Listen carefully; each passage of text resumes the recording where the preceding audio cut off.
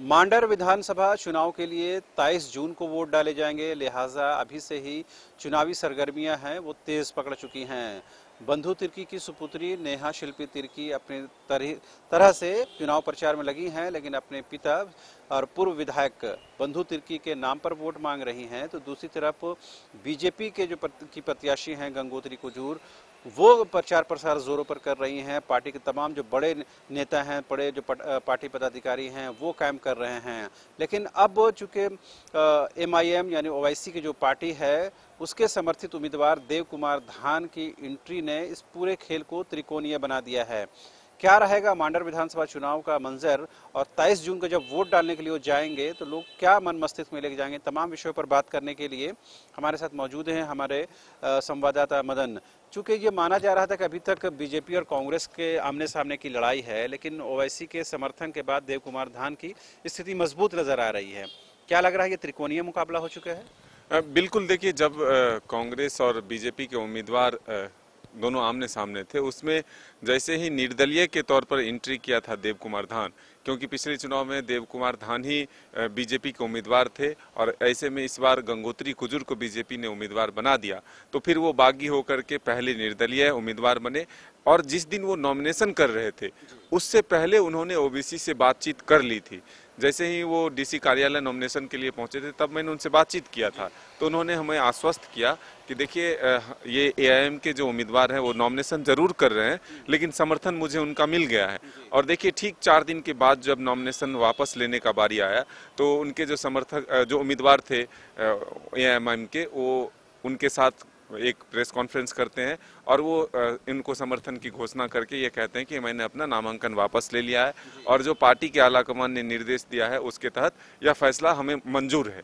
तो इससे एक मजबूती जरूर मिली, क्योंकि आदिवासी के जो वोट है, वो आदिवासी समाज का वोट देव कुमार धान को जरूर मिलता, और जो मुस्लिम समाज के लोग हैं, जो अल्पसंख्यक समाज के लोग हैं, उनको उनका वोट जो है वो अब ओबीसी के नाम पर इनको मिलेगा। तो एक मजबूत आधार उन्होंने तैयार किया, इसीलिए अब ये मुकाबला जो है वो त्रिकोणीय हो चुका है। ये जानना चाह रहे थे, रांची में जो कुछ घटना हुई पिछले जुमा यानी पिछले शुक्रवार को, उसके बाद क्या इस चुनाव में पोलराइजेशन या ध्रुवीकरण की कोई बात बनती हुई नजर आ रही है? जी बिल्कुल, देखिए, और इसीलिए सरकार यानी कि महागठबंधन जो है वो पूरी तरह से गंभीर हो चुका है।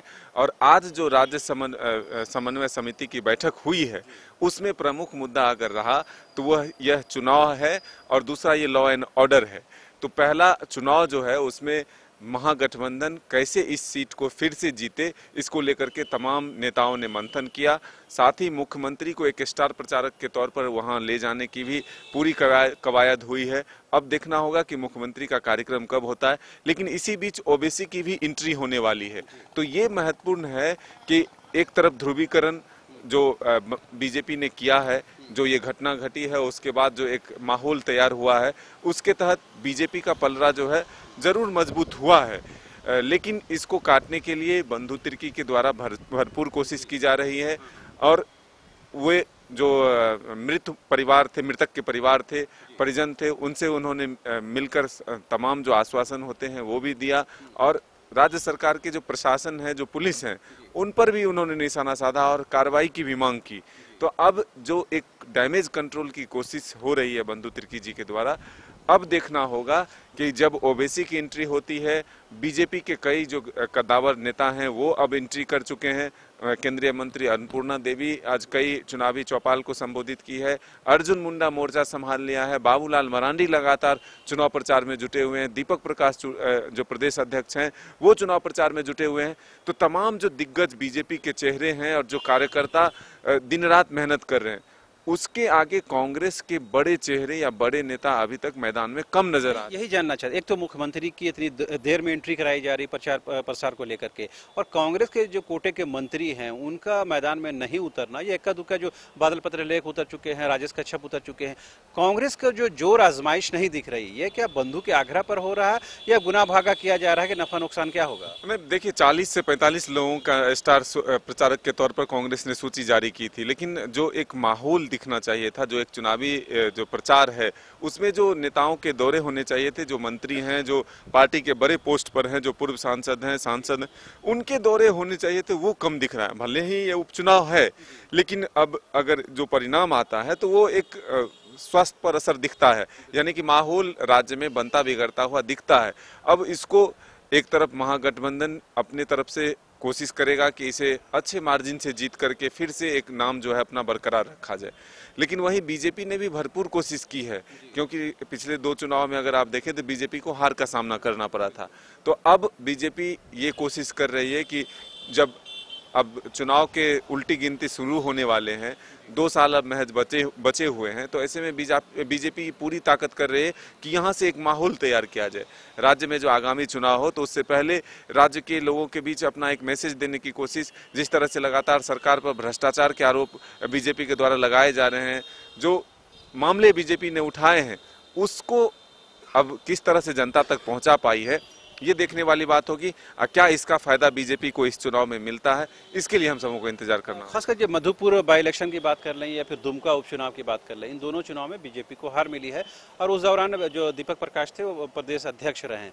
ये उनके लिए भी कहीं ना कहीं बड़ा एक चैलेंज होगा कि कम से कम इस तीसरे चुनाव में उस जीत दिला करके हम अपनी विश्वसनीयता को एक बार बरकरार रखें। नहीं, तीसरा बैरमो को भी देख लीजिए, वो तीसरा बैरमो सीट भी वहां भी हार का सामना करना पड़ता है। इसीलिए ये चुनौती है बीजेपी के लिए। बैक टू बैक अगर आप चुनाव हारते जाते हैं, भले ही सरकार में है वो, लेकिन कोशिश आप अगर करते हैं, जीतोर मेहनत करते हैं, तो कहीं अगर आपको जीत मिलती है, जो आपने इशूज रेज किया है तो अब उसका क्या फायदा मिलता है, ये देखने वाली बात है। और जिस तरह से माहौल बीजेपी ने तैयार किया और ये जो घटना घटी है, इससे जो बीजेपी को बेनिफिट मिलने वाला है, अब क्या रंग लाता है ये तो आने वाला वक्त बताएगा। लेकिन फिलहाल एक चीज हम लोगों ने आकलन देखा है, वो मांडर के जब क्षेत्रों का भ्रमण करेंगे तो देखे एक चीज समझ में आती है कि जो बेसिक इश्यूज हैं, जो बुनियादी समस्याएं हैं, वो अपनी जगह है, लेकिन कहीं ना कहीं बंधुक की जो पहचान और शिनाख्त है, वो क्या भारी एक रोल प्ले कर सकता है उसकी बेटी की जीत में? ये अभी तक है, लेकिन अब जो ये त्रिकोणीय मुकाबला यानी कि देव कुमार धान और ओबीसी के एंट्री के बाद क्या माहौल बनता है, ये देखने वाली बात है। जब तक ओबीसी की एंट्री नहीं होती है तब तक हम कह सकते हैं कि कांटे का मुकाबला जो है बीजेपी और कांग्रेस के बीच है, लेकिन जैसे ही ओबीसी की एंट्री होती है तो फिर एक समीकरण जो है वो बिगड़ता हुआ दिखेगा। अब उसको महागठबंधन किस तरह से डैमेज कंट्रोल करता है, मुख्यमंत्री का जो प्रोग्राम के लिए जो इतनी तत्परता हुई है, हमें लगता है कि ओबीसी की एंट्री के कारण ही हुई है, नहीं तो हमें नहीं लग रहा था कि मुख्यमंत्री का इसमें कार्यक्रम होता।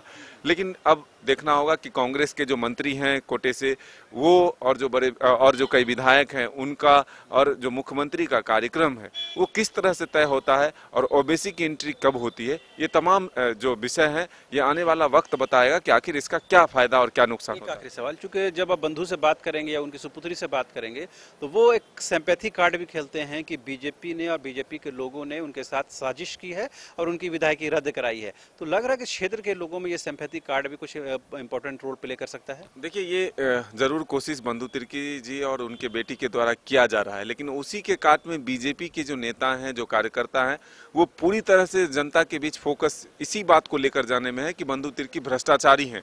और आज जब मैंने बंधु तिर्की जी से बातचीत किया तो वो बाबूलाल पर काफी गुस्साए हुए थे, कह रहे थे कि वो हमें भ्रष्टाचारी बता रहे हैं। बाबूलाल जी की तरह जो है कोई और नहीं हो सकता, वो उनको हम बहुत सम्मान करते थे उनका, लेकिन अब जो उनका व्यवहार है वो काफी खराब है। तो जो आक्रोश बाबूलाल मरांडी के प्रति था, सिर्फ और सिर्फ यही वजह था कि उनको भ्रष्टाचारी बंधु तिर्की को बताया जा रहा है। तो बीजेपी की कोशिश सिर्फ और सिर्फ यही है कि सरकार पर भ्रष्टाचार के आरोप लगाए जाए, जो उम्मीदवार हैं उन पर भ्रष्टाचार, जो बंधु तिर्की की जो सदस्यता गई है उन पर भ्रष्टाचार के आरोप लगाए जाए। तो ये इस माहौल को तैयार करने में बीजेपी को कितना फायदा मिलता है, कितने सफल हो पाते हैं बीजेपी के नेता, ये आने वाला वक्त बताएगा।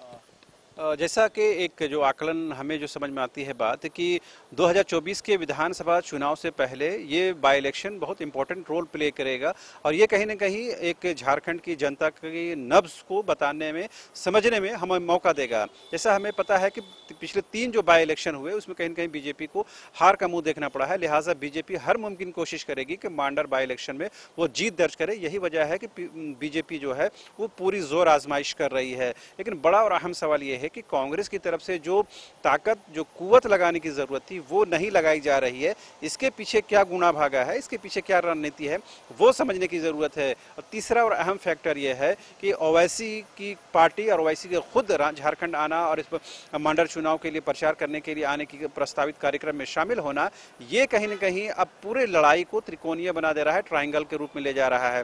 तो देव कुमार धान किसे फायदा पहुंचाएंगे, किसे नुकसान पहुंचाएंगे, ये कहीं ना कहीं उस पार्टी की जीत, उस प्रत्याशी की जीत हार में बेहद इंपॉर्टेंट रोल प्ले करेगा। फिलहाल मुझे और मेरे कैमरा पर्सन संजय को दीजिए इजाजत। नमस्कार।